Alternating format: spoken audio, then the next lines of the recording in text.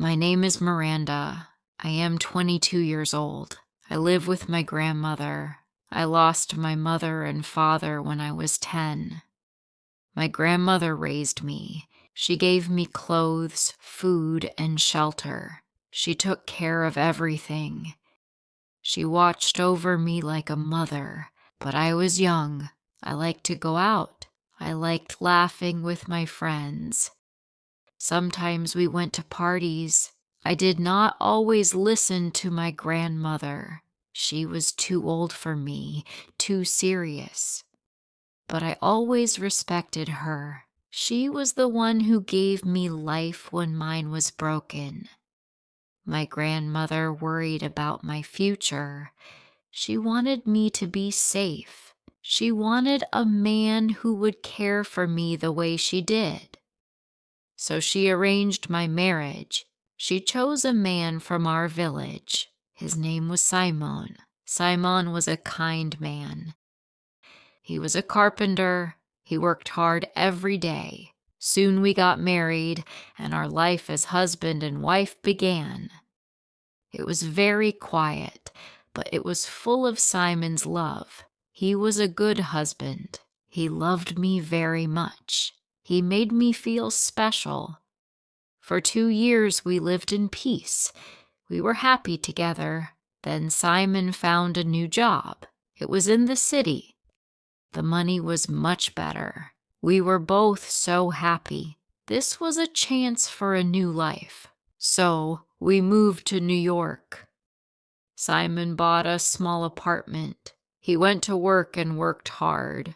I cleaned the house and cooked dinner. In the evenings, we watched TV and ate dinner together. But the city changed me. I found new friends. These friends were rich. They took me to their parties.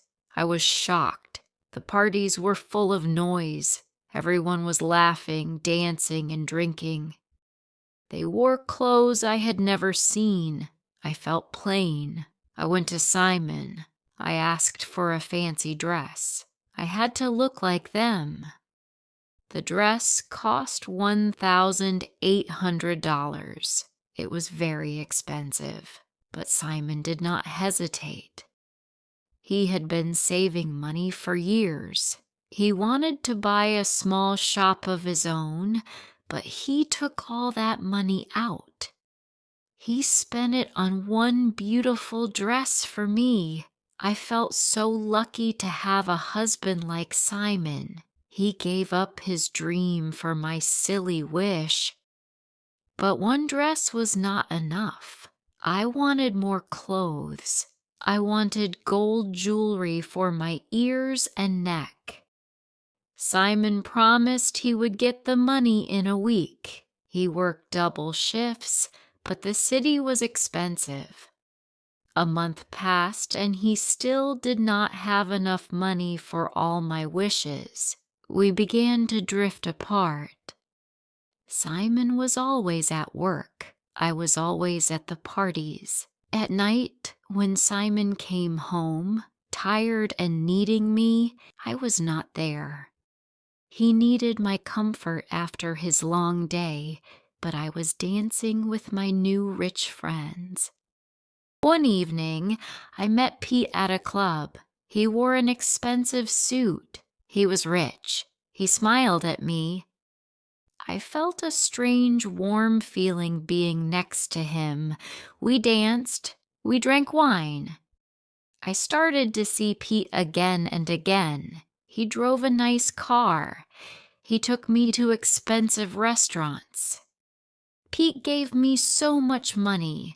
I could buy anything I wanted. I started to forget Simon. His love felt like a distant memory. Then came the day I chose my path. I packed my new clothes and wrote a letter for Simon. I wrote, "I am sorry, my dear husband, to leave you, but I can't live like a simple woman. I need more than you can give me. I am sorry to leave. Hope you will forgive me. Goodbye."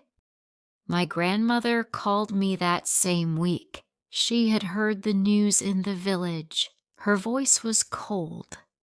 "Miranda," she said, "you will never ever find a man who loves you like Simon does. You gave up true love for something worthless." I hung up on her. I did not care. Pete was my new life. Life with Pete was wonderful for a year. I laughed all the time. I went to every party. My wardrobe was full of gold and diamonds. Then I started to feel sick. My chest felt heavy, but I ignored it. I kept going out. One morning the pain was sharp. I finally went to the hospital. The doctor came in. His face was gray. He said I had cancer in my chest. It was very bad and had spread all over my body. I froze. I could not breathe. I was admitted immediately. Pete came to visit for a few weeks. He brought flowers, but his face always looked tense. He never stayed long. Soon I was always in the hospital bed.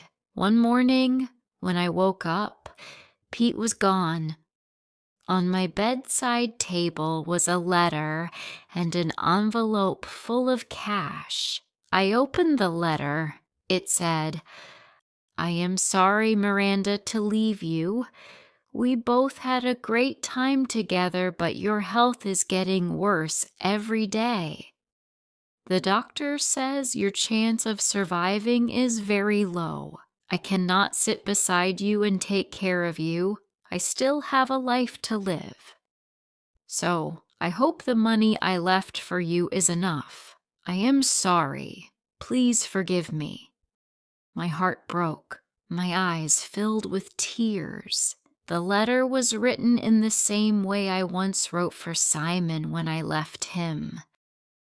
I threw the money across the room. I wanted to stand up. I wanted to run to Pete and scream. But when I tried, the pain in my chest stopped me. I fell back onto the bed, crying until I had no tears left.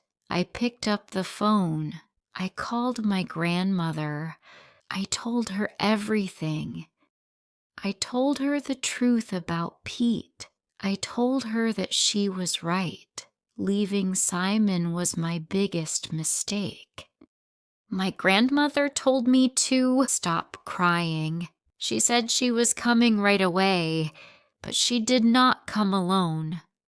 She came with Simon, my husband. Seeing them, the two people I had hurt most, I could not speak. My eyes were full of tears. From that day on, they never left my side. My grandmother stayed all day. Simon worked his long shifts, but every night he was there. He stayed beside me. One night, Simon sat by my bed. He looked tired. I said, "Simon, I am so sorry." He held my hand and said, "You left, Miranda, but I never stopped loving you." His eyes filled with tears. We both cried. We hugged. We promised we would never leave each other again. My grandmother, standing in the doorway, quietly cried and left us alone. Simon sold our apartment in the city. He needed the money for my expensive treatments. With the good care from Simon and my grandmother, my health began to improve. The doctors were shocked.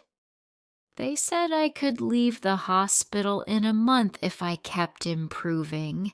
A month later, I was discharged. It was a miracle. I had spent nearly a year fighting. Simon and I moved into a small rented house. One afternoon, a friend from the city came to visit. She told me about Pete. She said he was not a rich man. He had only been in the city for a temporary job. The house and the car were all rented. He was a fake. I was not sad. I was happy. I was happy that the bastard had left me. He had done me a favor. After a month of recovery in the small house, Simon and I left the city. We went back to the village. We moved into my grandmother's house. She was so happy to have us. We started a new life. I stopped going to the parties. I waited for Simon every night. When he came home tired from work, I welcomed him with a table full of warm dishes. A few months later, I gave birth to a beautiful baby boy. Now, all four of us live together. My husband, me, our son, and my grandmother. True love is more precious than money or parties. When we lose it, we often realize its value too late. But second chances can heal even the biggest mistakes. If you liked this story, please like, comment, share, and subscribe.